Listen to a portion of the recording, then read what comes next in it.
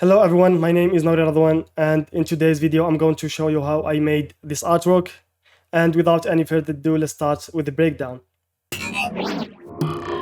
I want to mention that a lot of techniques you see in my speed art videos are well explained in my Digital Landscape Reloaded course. You can find the link in the description, and you will learn a lot of things that I do in my artworks, such as the lighting, the color matching, and a lot of other techniques. What's even better is that you can find a lot of stocks from new stock websites, from models, effects, a lot of bundles. And in this week, we added the tree bundles that contains a lot of species of trees, plants, grass, and a lot of that stuff. The link is going to be down in the description, so make sure you download that. And let's continue with the video.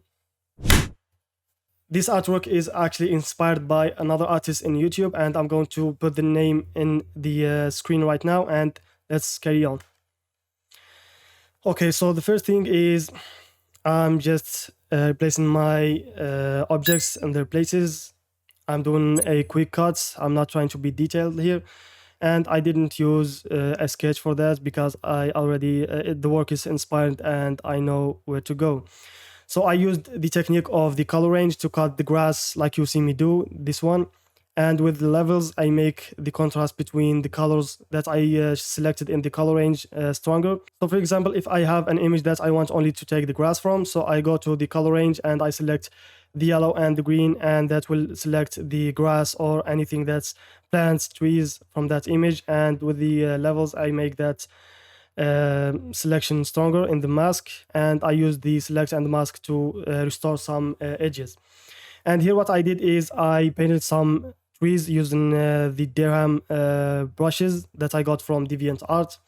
You can type Derham and you will find it. And what I did is after I painted those trees in the front, I went to Adobe Stock and I got the same type of trees, and I pasted them on that trees that I painted using the brush.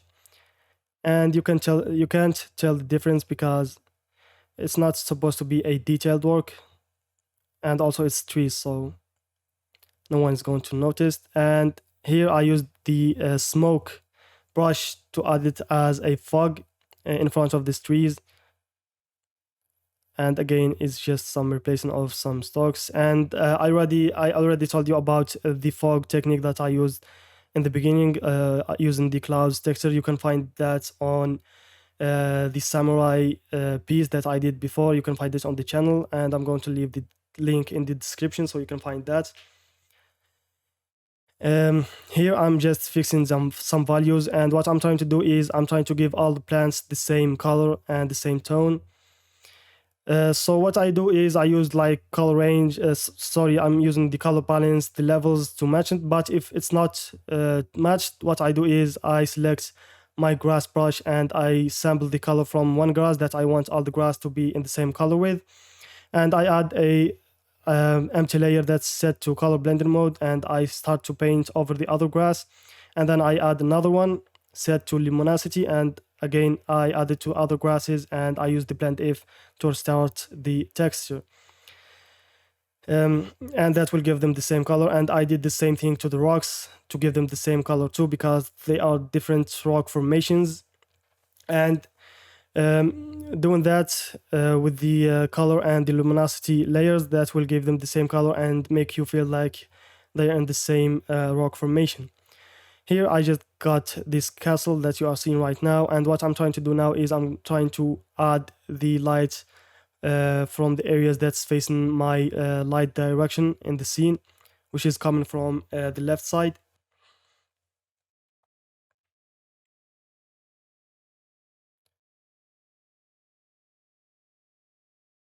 It's just selecting, and I did the gradient to add the lighting again. And here I'm using the same technique. I selected the color and the luminosity from the grass in the ground and tried to give that color and that luminosity to the same trees in the castle that you are seeing right now.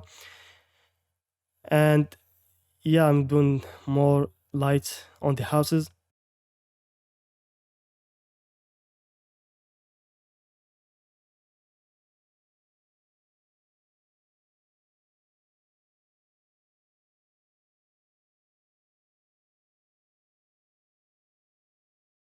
Here I'm taking off these people on the castle because they are making it looking like it's small. The trees do too, but I didn't have the time to fix them.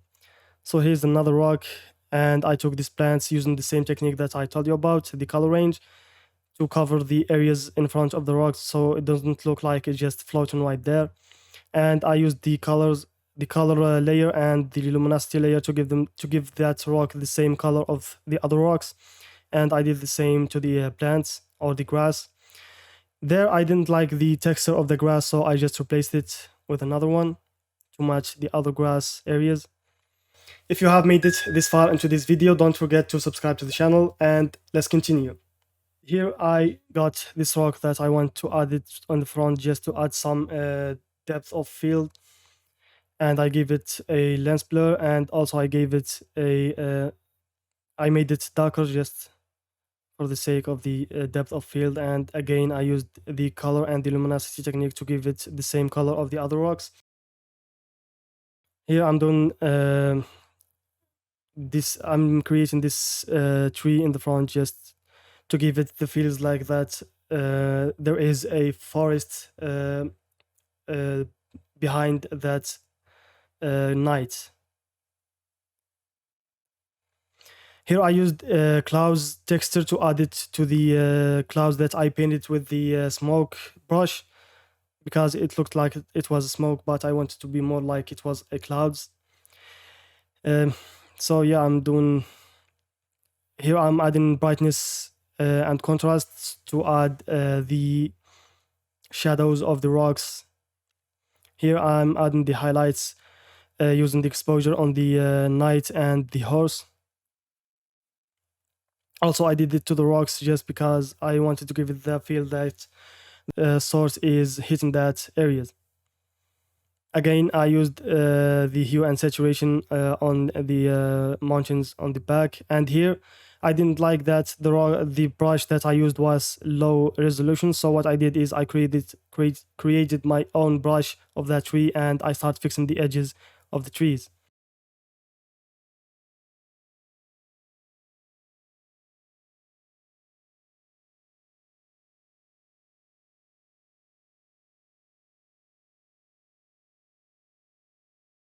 As you can see, this is the new brush that I created. And if you want to know how to create it, just go watch my how to cut anything video that is on the channel. I'm going to leave the link on the description. And after you know how to cut the trees, then you will know how to turn them into the brushes. If you don't, I'm going to leave another video that explains how to create brushes too. You can find all the links on the description, sorry. And here I'm fixing the edges of the rocks. Here I tried to add that smoke on the castle, like to give it the feeling like there was people, there was campfires or something like that. I didn't like that I added, but it's there. Here I wanted to add more grass on the edges just to add the edge of the grasses, because I didn't like it was just a smooth line. And I added the lights too, because the light source should hit that area. Here I'm adding the stick of that's the knight supposed to hold.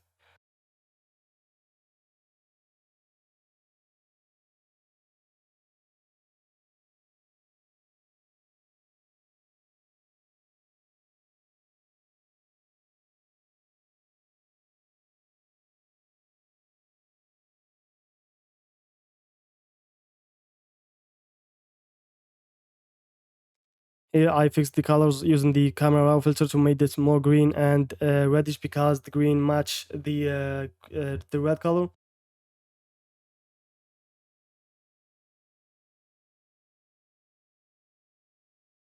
This is the end of this video. If you enjoyed watching this video, I'm sure you will enjoy watching my latest video, which is how to make the Hobbits village one. You can click here to watch that video, and also follow us on our social medias. And don't forget to subscribe to the channel, and I will see you in the next videos. Peace.